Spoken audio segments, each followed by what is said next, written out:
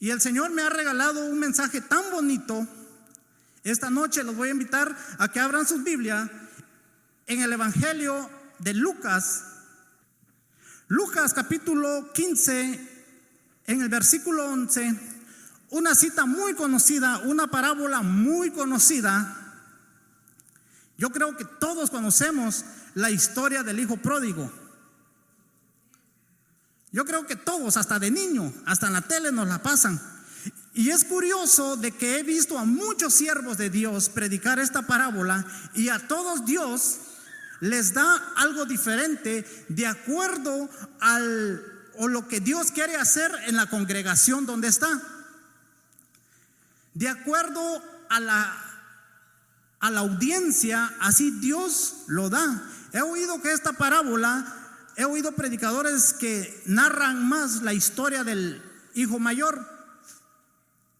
He oído otros que se enfatizan solo en el hijo menor.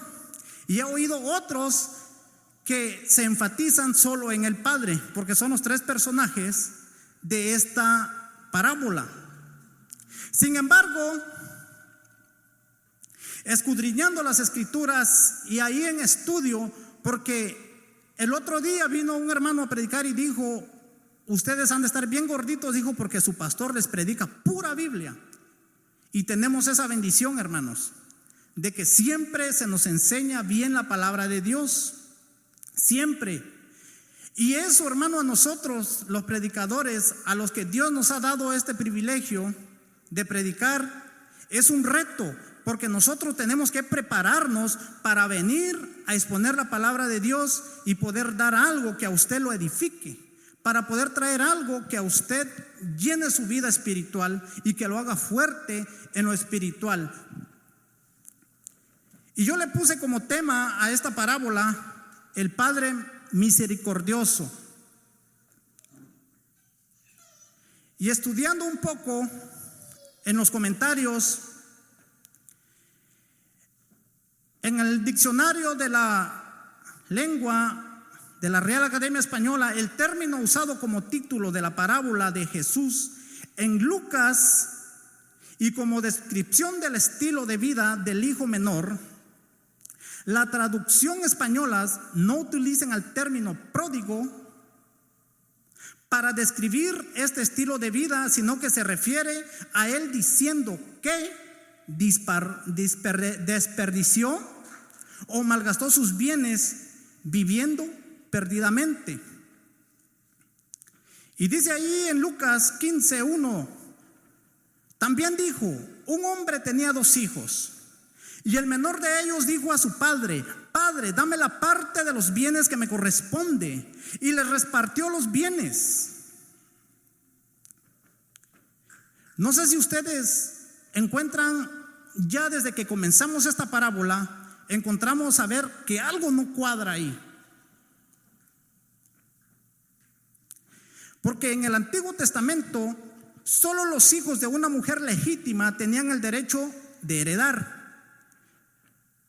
como en el caso de Sara, Abraham. ¿Sí se acuerdan? ¿Conocen a Abraham? El padre de la fe, es nuestro padre. Él es el padre de la fe. ¿Y la otra cómo se llamaba? Agar, si saben. Ok, si se dan cuenta, ¿cuál fue el problema ahí? El problema ahí fue de que ellos quisieron ayudar a Dios. Entonces, cuando creció Ismael, tuvieron que sacarlo, porque solo podía heredar uno. Y cuando Dios le dice a Abraham que sacrifique a Isaac, le dice que le dé a su hijo, el único, le dice. No sé si habían puesto atención en esto, pero Ismael era más grande que Isaac. También era hijo de Abraham. Sin embargo, Dios le pide ¿a quién? A Isaac, de la legítima. A eso me estoy refiriendo aquí en este estudio. Solo los hijos de una mujer legítima tenían el derecho de heredar. El hijo primogénito poseía el derecho de la primogenitura, es decir, el derecho de una doble porción de la posesión del padre. Pero normalmente era el padre que decidía dar los bienes, y aquí sucede lo contrario. Es el hijo menor que comienza la división de los bienes, y así muestra su falta de respeto a la autoridad de su padre como cabeza de la familia. Usted puede verlo en Deuteronomios 21, 15 al 17. Ahí también podemos ver que los otros hijos, los hijos más pequeños, solo recibían una cuarta parte de la heredad. ¿Por qué le estoy trayendo este contenido histórico? Para que nosotros entremos a esa parábola y podamos entenderla bien, cuál es el propósito de Dios ahí en esa parábola. Verso 13: no muchos días después, juntándolo todo, el hijo menor se fue lejos a una provincia apartada, y allí desperdició sus bienes viviendo perdidamente. En otra forma, el hijo pródigo malgastó sus bienes desenfrenadamente, y por eso siempre nos enfocamos en el hijo menor. Siempre nos enfocamos en él, o algunos en el hijo mayor, y olvidamos el concepto que Jesús y Lucas, en su carácter investigativo, en realidad quieren destacar de esta parábola. Y algunos eruditos creen que esta parábola, en vez de llamarse el hijo pródigo, debería de llamarse la parábola del padre bondadoso. Algunos eruditos, yo no tengo problema con que se llame el hijo pródigo. Solamente Dios sabe por qué permitió que se llame así. Porque Él es el personaje que aparece en las dos mitades de la historia y es el principal de la parábola. Además, el concepto más importante proviene de la conversación entre el hijo mayor y el padre.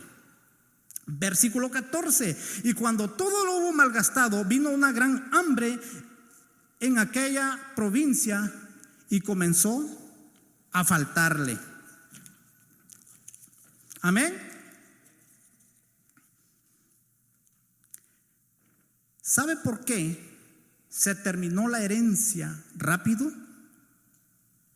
¿Saben por qué? Porque cuando se vive desenfrenadamente, Satanás no solamente te roba tu dinero, Satanás te roba tu salud, tus bienes, y no solamente lo material, sino que también te roba en lo espiritual, porque retrasa los planes que Dios tiene para tu vida, te paraliza, y no puedes ni usar ni tus dones, ni tus talentos, ni nada de lo que Dios en verdad quiere hacer con tu vida o con su vida. Eso es lo que hace Satanás.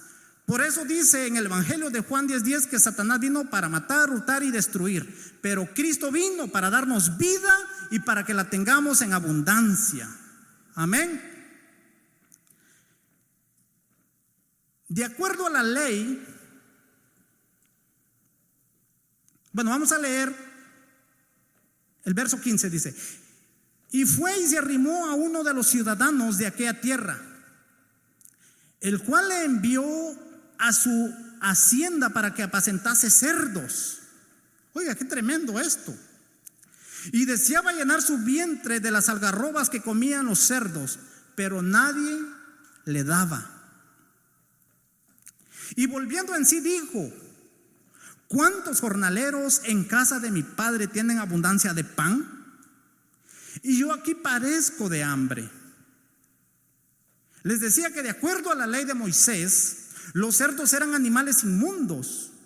Esto significa que no podían comer ni usar en sacrificio. O sea que los cerdos no se podían ni comer, mucho menos usarlos en un sacrificio, en el altar. Para protegerse de la contaminación, los judíos ni siquiera los tocaban. De lejos miraban, ni siquiera miraban a los cerdos.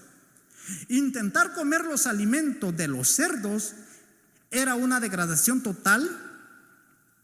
El hijo menor realmente había llegado a lo más bajo, había tocado un fondo ya en su vida, porque separado de Dios, dice la palabra, nada podéis hacer. Aquí estamos bien bonitos aquí, Aquí el Señor nos bendice, aquí el Señor nos guarda, aquí el Señor nos da abundancia, hermanos. ¿Qué pasa cuando se sale uno de la cobertura? Satanás viene y, como decía un amigo michoacano, le pega una rastriza, decía. Miren, hermanos, esto es tan serio de esta parábola, tiene un contenido bastante fuerte. El verso 18 dice: me levantaré e iré a mi padre y le diré: Padre, he pecado contra el cielo y contra ti, y ya no soy digno de ser llamado tu hijo. Hazme como uno de tus jornaleros. Y levantándose vino a su padre, y cuando aún estaba lejos lo vio su padre y fue movido a misericordia. Y no solamente fue movido a misericordia, sino que corrió y se echó sobre su cuello y lo besó. Qué bonito es el amor de Dios para sus hijos, para su creación.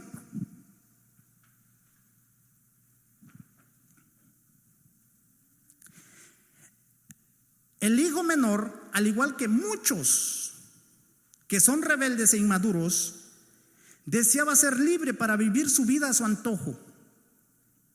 Necesitaba llegar a lo más bajo antes de recobrar el sentido común. Y a menudo las personas pasan por gran pena y tragedia antes de mirar al único que puede ayudarlos o al único que puede ayudarnos. Muchos tratan de vivir a su manera con egoísmo.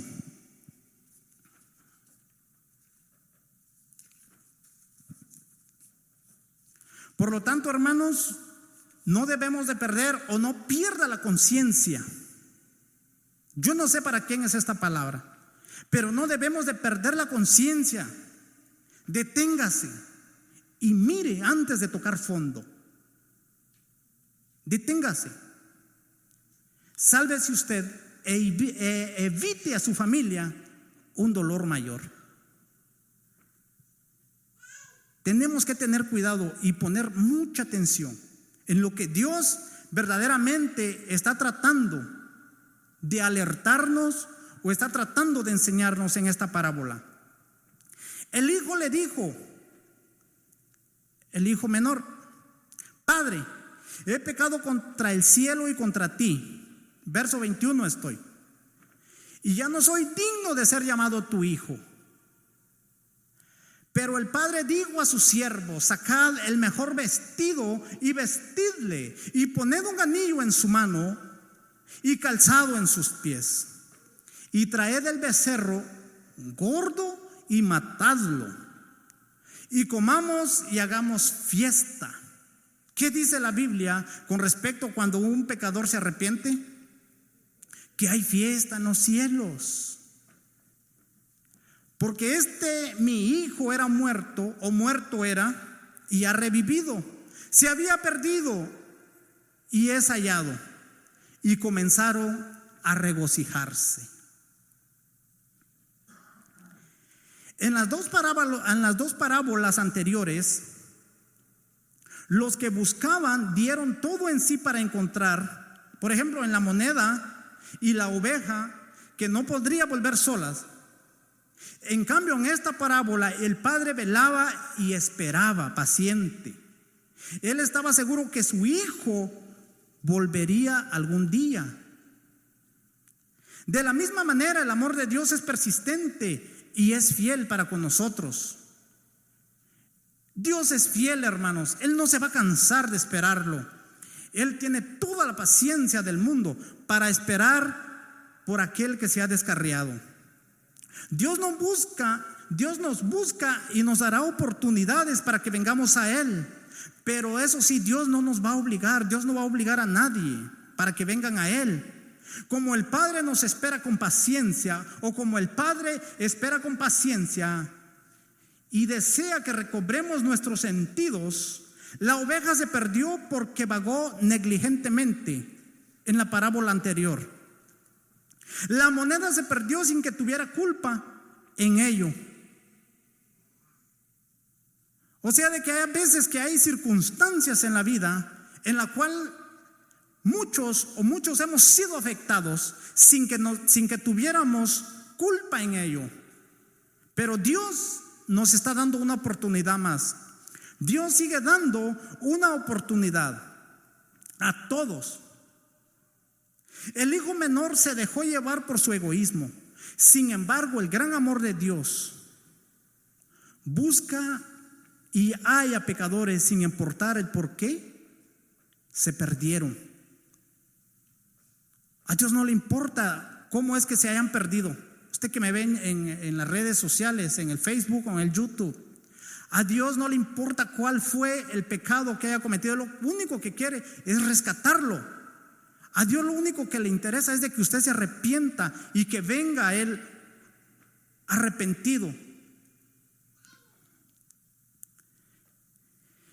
El verso 25 dice: y su hijo mayor estaba en el campo, y cuando vino y llegó cerca de la casa, oyó la música y las danzas. Y llamando a uno de los criados le preguntó que qué era aquello.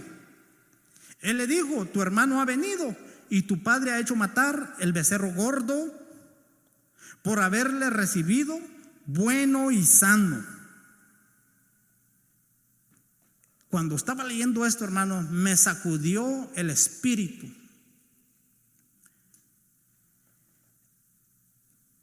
Porque dice el verso 28, el versículo 28 dice: entonces se enojó y no quería entrar. Salió por tanto su padre y le rogase, dice, y le rogaba que entraba. En esta parábola, el hijo menor representa a aquel cristiano o aquel ser humano que se ha descarriado, que está viviendo sin Dios. El padre representa a Dios. El hijo mayor representa o representaba en la época a los dirigentes religiosos. Y el Señor hablaba a mi corazón mientras yo estaba orando, y yo he tenido que pedirle perdón a Dios, porque muchas de las veces, hermanos, así como yo que fui sacado del hoyo de la miseria,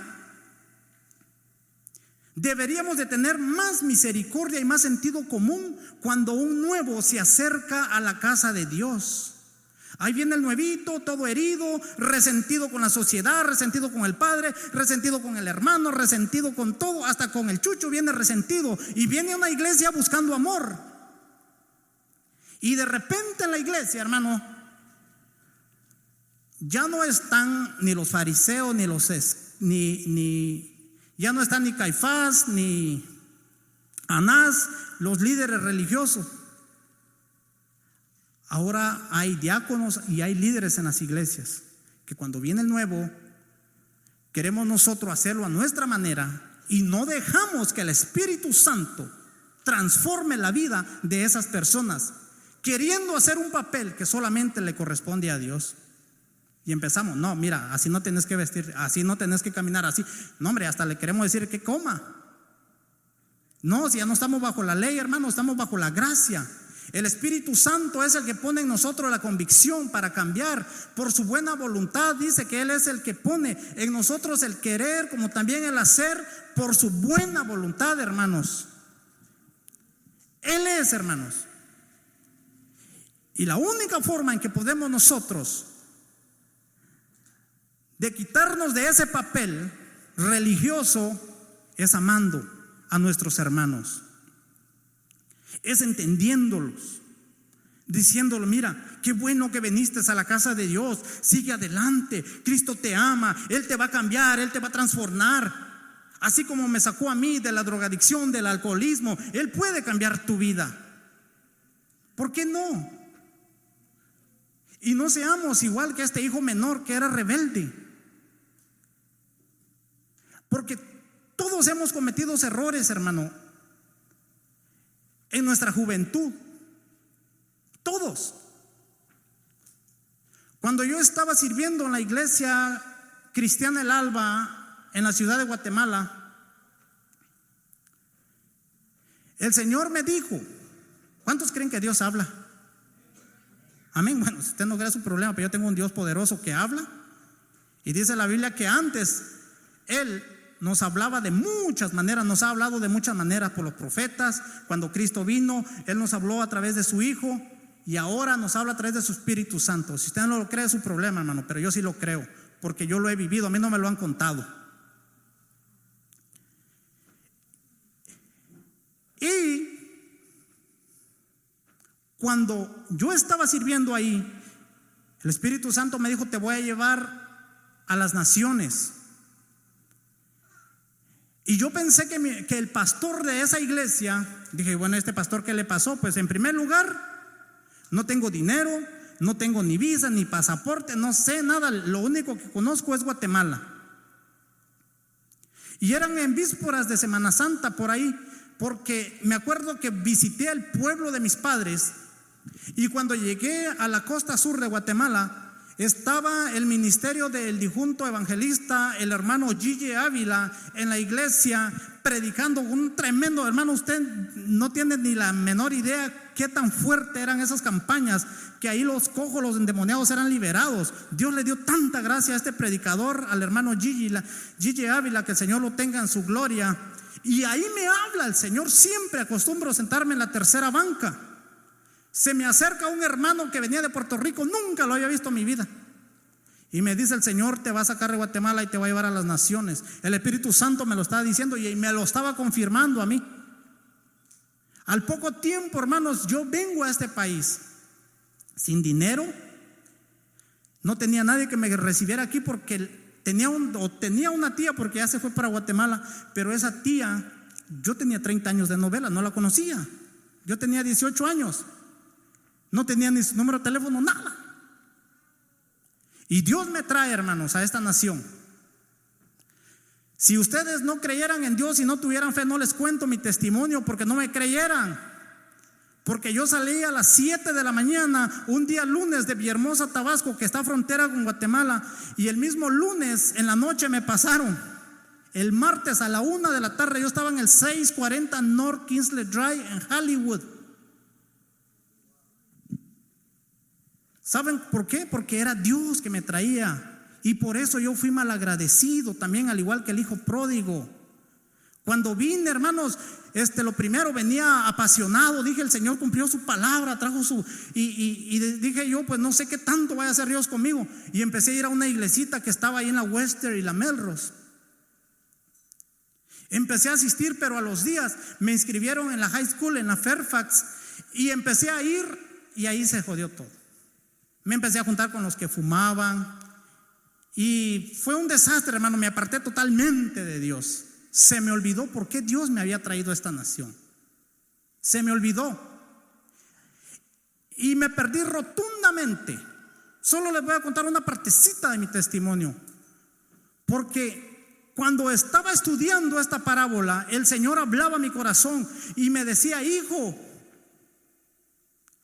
así como he tenido misericordia contigo, así como te he amado, amo al que se ha perdido, amo al que se ha retirado de la iglesia, amo a todo aquel que se va de la iglesia.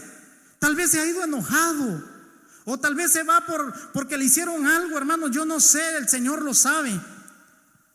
Pero quiero que sepa, amigo, hermano que me ve, el Señor lo está esperando, al igual que este padre de aquí de la parábola del hijo pródigo. El Señor no se va a cansar de esperarlo hasta que usted regrese, hasta que tome conciencia, hasta que se canse de desear las algarrobas de los cerdos y reconozca que solamente en la casa de Dios hay vida, porque solamente Cristo es el camino, la verdad y la vida, y no hay otro nombre en esta tierra en el cual nosotros podamos ser salvos, sino que solamente el de Jesucristo. Es tan fuerte que yo llegué a tocar un fondo bien bajo, hermanos. No los quiero cansar, ni los quiero aburrir, mucho menos que se duerman. 3 veces me quise quitar la vida cuando vivía en Los Ángeles. 3 veces. Pero ¿qué me hacía no quitarme la vida? Era la misericordia de Dios. La tercera vez me subí, yo no sé si usted conoce Los Ángeles, pero en la Irolo y la 8 hay un edificio, ahí hay un storage, y en el siguiente edificio vivía yo y es el más alto, por cierto. Pero cuando me subí hasta el roof o hasta el cielo, como se llame, miré hasta allá abajo y miré el pavimento, hermanos. Y yo dije, Señor, si me tiro y si no me muero, voy a quedar mendigando aquí y no tengo ni familia, nadie. ¿Qué voy a hacer? Ahí todavía la pensé. Y me puse a pensar, y si caigo de cabeza hasta allá abajo, quizás sí muera, pero me voy a ir por una eternidad al infierno. El Señor estaba poniendo conciencia en mí todavía. Y me bajé llorando. Recuerdo que entraba a mi apartamento, hermanos, porque yo sí le abrí todas las puertas al diablo. Y recuerdo que dormía en una salita. Y esa vez, hermanos, los demonios me jalaban los pies. ¿Alguno de ustedes ha ido a Universal? ¿Han tomado The Mummy Ride? ¿El ride de la momia? ¿No? ¿Se acuerdan cómo cuando los escarabajos lo jalan a uno? Así igualito se oyen los demonios. Créame, igualito. A mí me jalaban los pies y allá en la puerta me soltaban. Y no estaba delirando, no estaba loco, porque eso es lo que dice psiquiatría. Eran demonios. Así que otra vez que piense ir a ese ray, piénselo. Y no es la única vez que los he escuchado. Allá en Lake Viterra también los escuché, orando ahí en el templo. Por eso les digo, hermanos, de que la tercera vez dije, no, ya esto es mucho, porque no me dejaban en paz. Me venían pensamientos tras pensamientos continuos que me decía, tú no sirves para nada, mátate, estás dando lástima. Porque eso es lo que hace Satanás, hermano. Te hace, te exprime, te quita todos tus valores como ser humano, como cristiano. Si alguna vez los tuviste, los pierdes. Y una vez ya llorando me fui al roof, otra vez, pero siempre estaba bien agarrado de un tubo. Y ahí el Espíritu Santo me habló. ¿Saben por qué? Yo siempre estoy con esa lucha de que nuestros hijos tienen que venir a la iglesia. Porque cuando yo era niño, tal vez como la edad de José, o como yo, más creo que como José, allá en el pueblito de donde somos, hermanos, tenían una galera que no crean de que era una alfombrita así como esta. Era una galera atrás de la iglesia y así estaba lleno de tierra. Ahí nos sentábamos como 20 niños a recibir la escuela dominical. Y ya no me acuerdo quién era la maestra, pero sí me acuerdo el versículo bíblico que me enseñó. Que Dios bendiga a todas las maestras de escuela dominical. Porque bien que me recuerdo que me instruyó. Oigan lo que me estaba enseñando, Eclesiastés 3, del 1 en adelante, donde habla de la vanidad de la vida, donde habla que todo tiene un tiempo. Hay tiempo de nacer, tiempo de crecer, tiempo de morir, tiempo de casarse, tiempo de comer, de dormir y todo. Y el Espíritu Santo me dijo, hay tiempo de morir y hay tiempo de vivir. ¿Estás tú listo para morirte?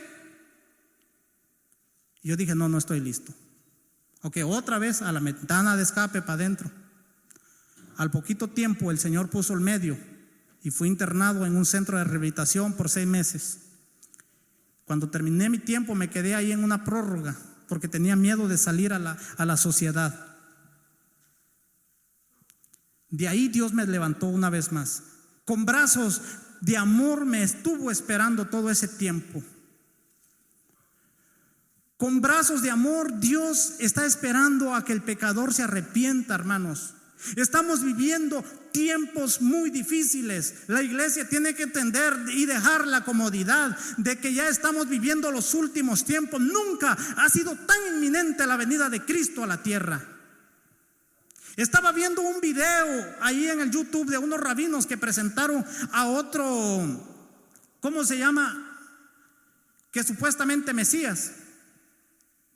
Y me escribieron unos muchachos en el Messenger y me dijeron, hermano, ¿usted cree que este es el Mesías? Y nada más les puse Mateo 24:5, que dice que van a venir muchos. E incluso van a engañar a muchos, aún a los escogidos. Por eso la iglesia tiene que estar alerta. La iglesia tiene que estar predicando mensajes de arrepentimiento. No mensajes que acomode a la gente, hermanos, sino que más bien los incomode. Porque tenemos que estar seguros de que la sangre de nuestro vecino o de nuestros hermanos, de nuestros compañeros de trabajo, Dios no nos las vaya a demandar un día. Porque mientras nosotros los cristianos, porque yo también lo he hecho, hermanos, tal vez estamos mirando la televisión, mirando un partido de fútbol, Satanás allá afuera está destruyendo las familias, está destruyendo a la juventud, en drogas, en pandillas, alcoholismo, homosexualismo, en toda clase. Y los cristianos ahí peleando entre ellos. Qué bonito. ¿Dónde está aquella iglesia poderosa que dejó el Señor? ¿Dónde están aquellos Pedros que en una prédica 2,000 personas se convirtieron? ¿Dónde está Pedro que cuando se paró en el pórtico de Salomón, en una sola prédica se convirtieron 5,000? En la tercera prédica dice que eran más de 20,000 y ya no se podían contar. Hemos dejado la santidad, hermanos. Hemos dejado de predicar el mensaje de arrepentimiento, de perdón de pecados. Es tiempo, hermanos, que nosotros ya no hagamos el papel de este hijo mayor. Este hijo mayor, hermanos, está bien, tiene todos, porque el padre le dice: mi hijo, ¿qué estás hablando? Si todo lo que tengo, todo lo mío es tuyo. Todo. Tenemos todo en Cristo, hermano. Lo tenemos todo. ¿Sabe por qué a veces no recibimos? Porque no estamos preparados para recibir. Me quedó grabado aquella enseñanza que nos dio el pastor Juan Lee, cuando puso por referencia a su niña y dijo: ¿por qué creen que no le compro un carro a mi hija de 15 años? Decía el pastor Lee en una clase de finanzas. Y todos levantamos la mano y decimos: porque no es responsable, porque es inmaduro, decíamos otros, porque no tiene la edad. Pues hasta que no maduremos, Dios no lo va a bendecir, hermano. Hasta que no entendamos que nosotros somos un árbol, hermano, para dar sombra y cobijar a más almas. Solamente así Dios va a bendecirnos y nos va a dar esa doble porción que aquí le pertenecían al hijo mayor. Y no vamos a estar peleando por solo la cuarta parte que este hijo pródigo reclamó. El verso 28 dice: entonces se enojó y no quería entrar. Salió por tanto su padre y le rogaba que entrase. El 29 dice: mas él respondiendo dijo al padre: he aquí tantos años te sirvo, no habiéndote desobedecido jamás. ¿No le suena algo familiar eso?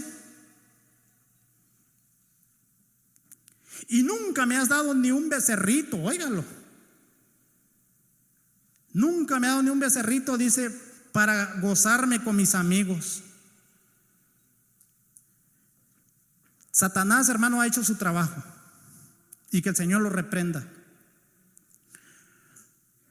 Yo no sé usted, hermano, pero yo he escuchado a tanta gente aún cristianos, quejándose.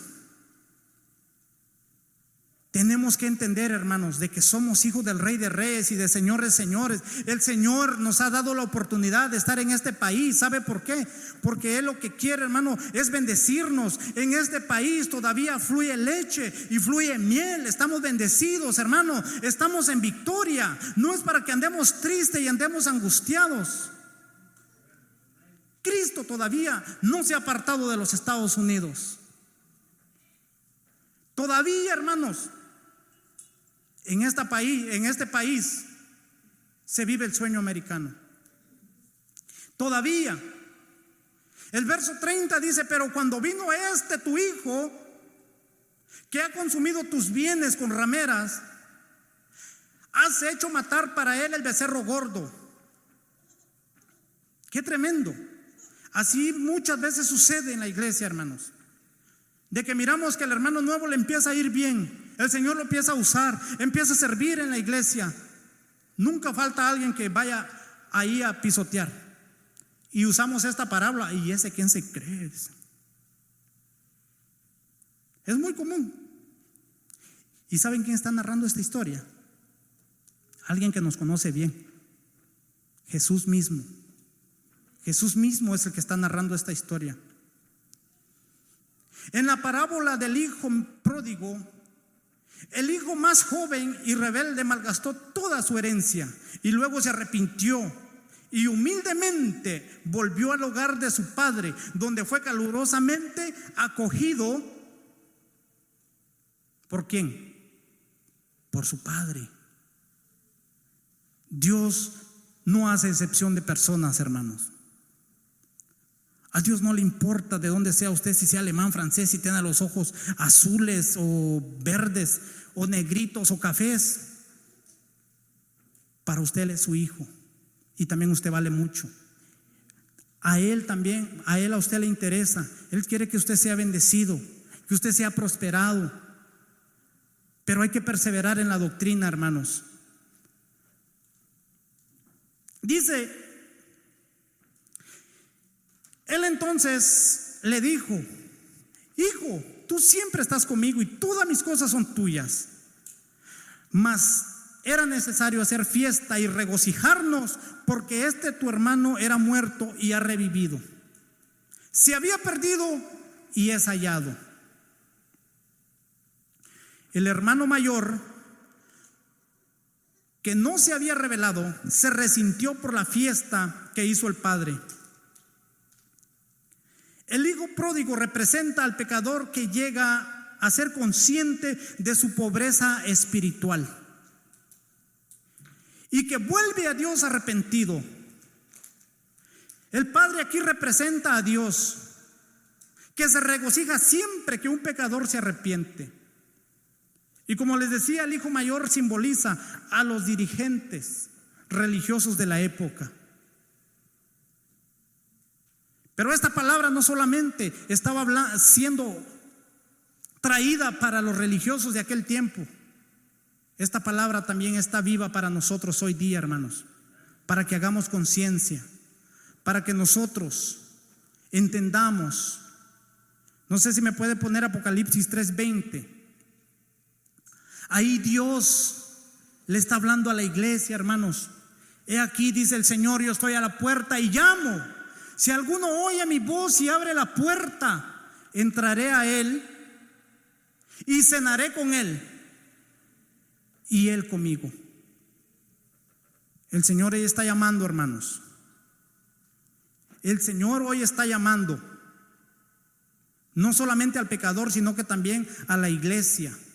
Porque ese versículo muchas de las veces lo usamos para evangelizar a la gente mundana. Pero este versículo el Señor se lo escribió a la iglesia de la Odisea, porque se habían apartado del Señor y presumían de todas las cosas que ellos tenían. Pero sin embargo el Señor les dice que estaban ciegos y que se echaran colirio en los ojos y que compraran de él oro refinado. Ese versículo a esa iglesia fue la que más dura le dio el Señor. Porque también no cometamos los mismos errores que han cometido las iglesias anteriores. Lo mismo pasó con la iglesia de Éfeso, que cuenta la historia de que después de que los primeros cristianos que comenzaron la obra murieron o se hicieron viejitos, vino la nueva generación y ya no servían a Dios de corazón. Se les olvidó el propósito. Venían y hacían muchas cosas nada más para ser vistos, y eso a Dios no le agrada. Por eso les dice: ustedes ya perdieron su primer amor. ¿Saben cuál es el primer amor? Cuando usted le está sirviendo al Señor y no importa que lo pongan a hacer, hermanos, lo ponen a cuidar los carros, allá está usted cuidando los carros con alegría. Usted va, lo tiene limpiando los baños y ahí está usted con alegría cantando: soy bautizado como manda el Salvador. ¿Cuántas veces no me tocó a mí cantar, hermanos? Solo. Yo extraño mucho al súper, porque el súper era el único loco igual que yo. Sí, allá lanzábamos en el campo. Allá nos poníamos a danzar, a cantar cuando nos podían a cuidar carros. Que Dios bendiga al hermano, no sé dónde está. Pero necesitamos gente, hermano, que haga la diferencia. El Señor me decía, cuando habla a mi corazón, porque está muy de moda eso, Dios me dijo. A veces ni conocen al Señor. Yo siento la presencia del Señor aquí. Estaba cantando y sentía un fuego en mis manos, hermano. Yo soy consciente de lo que dice Gálatas 1:8. Yo estoy bien consciente de eso, conozco la palabra de Dios. Y yo no voy a venir a hablar algo aquí que Dios no me haya mandado. Mire que dice Gálatas 1:8. ¿Qué dice? Mas si aún nosotros o un ángel del cielo os anunciare otro evangelio diferente al que os hemos anunciado. Esa palabra que está ahí es una palabra griega que traducido al español es maldito. Yo no quiero recibir eso de Dios, pero sin embargo yo oro en un closecito que tengo y el Señor me dice: ora por mi iglesia. Ora por mi iglesia, porque hay gente que está herida, hay gente que está pasando por vacíos, hay gente que ha sido humillada sin que los demás se den cuenta, y tienes que orar. Y hay gente que se está enfriando, hay gente que se está yendo de la iglesia, hermanos. Y el Señor hoy está llamando no solamente al pecador, sino que también a la iglesia. Dios no quiere que nadie se pierda, Él quiere que todos estemos bien, pero Él lo que quiere, hermanos, de que nosotros seamos la iglesia que haga la diferencia. Él lo que quiere de que nosotros aprendamos a amarnos los unos a los otros y que volvamos a ser la iglesia del primer siglo. Aquella iglesia que compartían el pan, dice, en las casas y se amaban a tal grado de que si miraban que alguno estaba pobre, vendían sus propiedades para sacarlo de su pobreza. Yo no lo estoy mandando a usted que vaya a vender su casa, pero que si mire una necesidad, que sea consciente y que apoyemos los unos a los otros. Le voy a pedir a la hermana Analí que pase. Yo no sé, el Señor me dijo que orara por su iglesia. Yo voy a orar, si usted quiere pasar, pase. Si no, yo solo una vez le voy a decir: si quiere pasar, pase. Y yo voy a orar por usted. Si usted cree que Dios le ha hablado esta noche, venga y voy a orar por usted. Yo siempre voy a hacer lo que Dios me mande a hacer. Porque una mañana a las 7 de la mañana el Señor me dijo: mucha gente se va a apartar de ti, hijo, me dijo, por lo que yo voy a poner en tu boca. Pero mucha gente te va a amar. Por eso yo estoy preparado, hermanos. Desde antes de tiempo el Señor me ha preparado a mí para lo que venga. Yo no vine al evangelio a jugar. Yo vine, hermanos, porque me cansé de vivir en la miseria. Me cansé de desear las algarrobas de los cerdos. Y vine a la casa de Dios porque estaba necesitado, porque estoy necesitado, porque sigo siendo necesitado, porque reconozco que solamente por la misericordia de Dios es que estoy aquí. Solamente porque a Dios le plació, hermanos. Solamente por eso estoy aquí esta noche frente a ustedes. Solamente porque la bondad de Dios es grande. Solamente por eso. Oh Padre, gracias te doy.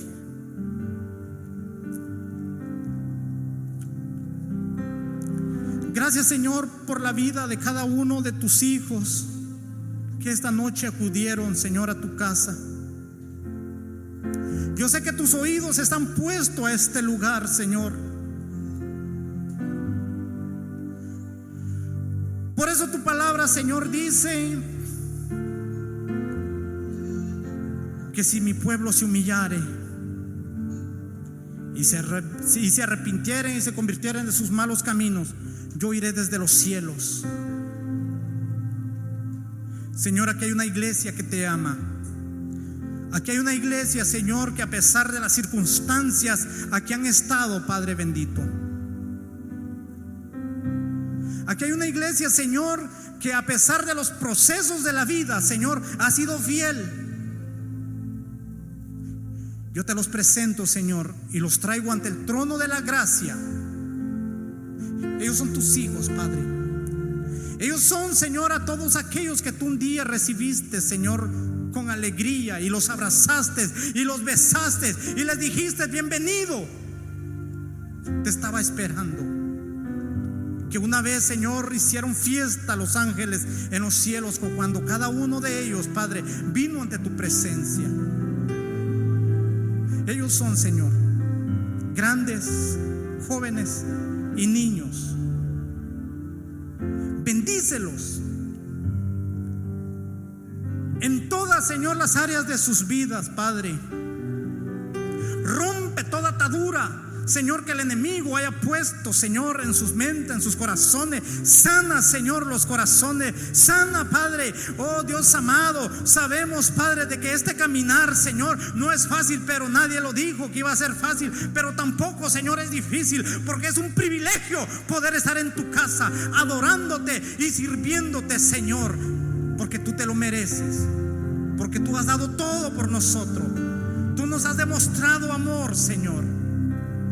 Tú nos has dado amor eterno, Padre. Por eso el profeta Jeremías decía: Jehová se manifestó a mí hace ya mucho tiempo, diciendo: con amor eterno te he amado, por tanto te prolongué mi misericordia. Así te dice el Señor en esta noche: con amor eterno te he amado, iglesia.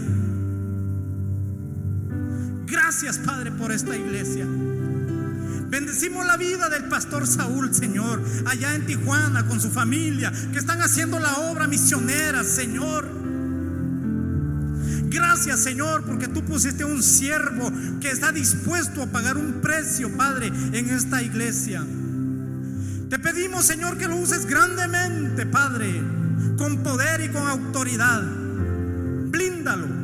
Has vallado alrededor de él y de su familia, de todos aquellos que están con él, Señor, predicando, Señor, el evangelio de salvación en esa campaña que van a tener mañana, Señor. Oh Padre, manifiéstate con señales, con prodigios, con maravillas, Señor. Haz tu obra, Señor, una vez más, Señor. Señor, gracias, porque yo puedo sentir tu presencia. Gracias, Señor, porque un día, Padre, tú me recibiste con los brazos abiertos. Tú no me despreciaste, Señor. A pesar, Señor, de que en nuestra juventud, en muchas etapas de nuestra vida nos hemos equivocado, Padre, tú ahí estabas, Señor, esperándonos. Porque tu fidelidad es grande, porque tu misericordia es grande, Señor. Te doy gracias, Padre Santo. Pasa bálsamo, Señor, en los corazones. Yo solamente, Señor, hago lo que tú me dices que yo haga, porque yo sin ti no soy nadie, Señor. Tu palabra nos enseña, Señor, que el hombre es como la flor del campo, que por la mañana florece, pero en la tarde, Señor, se marchita. Pero tu palabra también dice, Señor, que el hombre que está con Dios, dice: bienaventurado el varón. Dice que será como el monte de Sión, que no se mueve, mas permanece para siempre. Así, Señor, son tus hijos, Padre. Así son aquellos, Señor, a los que tú llamas. Aquellos, Señor, a los que tú has amado, Padre. Aquellos que han obedecido a tu llamado, Señor. Te doy gracias, Padre. Yo ruego, Señor, por cada uno de los hermanos que una vez pasaron por esta iglesia, Señor. Yo no sé dónde están, Padre, pero tú sí sabes. Yo no sé qué, Señor, ha sido de ellos, pero han sido miles, Padre. Te pido, Señor, que los cuides, que no permitas que Satanás los destruya. Glorifícate, Señor, en esta iglesia. Que por causa tuya, Señor, esta iglesia, Padre, sea conocida, Señor. Que aquí en esta iglesia, Señor, empiecen a suceder los milagros, Señor, que tú hacías allá en la casa de Cornelio, Señor, en el aposento alto. Señor, que por causa tuya, Señor, esta iglesia sea conocida en toda Pacoima, Padre. Que aquí, Señor, sea como un barco de salvación para esta ciudad, Señor. Oh Padre Santo, te pido, Espíritu Santo, que soples al norte, al sur, al este y al oeste, y que traigas vida a este valle, Señor, que está muerto, Señor, en pecados y en delitos, Padre. En Cristo Jesús te agradezco. Bendice la vida, Señor, de mis hermanos que están aquí esta noche. En el nombre de Jesús de Nazaret. Espíritu Santo, ministra la vida de mi hermano. Llénalo, Señor, y dale hombros fuertes, Padre, para ese ministerio que tú le has encomendado. Porque no fue el hombre que lo llamó, fuiste tú que lo pusiste ahí, Padre. Oh, dale calzado nuevo, Señor, y fortalécelo en el nombre de Jesús, para que él pueda pregonar el evangelio, Padre. Te pido, Señor, por su herencia, Padre, que tú lo ayudes, que tú le des espíritu de conocimiento y de ciencia, Padre bendito. En Cristo Jesús te agradezco, Padre de la gloria. Gracias, Espíritu Santo, porque hasta aquí, Señor, hemos visto tu mano, hemos visto tu poder, hemos visto tu respaldo, hemos visto, Señor, cómo tú te has glorificado en la vida, Señor, de tus hijos, cómo tú, Padre, has llenado los vacíos, cómo tú, Padre, has sacado, Señor, del lodo cenagoso la vida de cada uno, Padre, y nos has dado un nuevo nombre y nos has dado, Señor, corona contigo. Gracias te doy en esta noche. Gracias te doy por la vida, Señor, de la hermana Elizabeth. En el nombre de Jesús, Padre, te pido que pases bálsamo.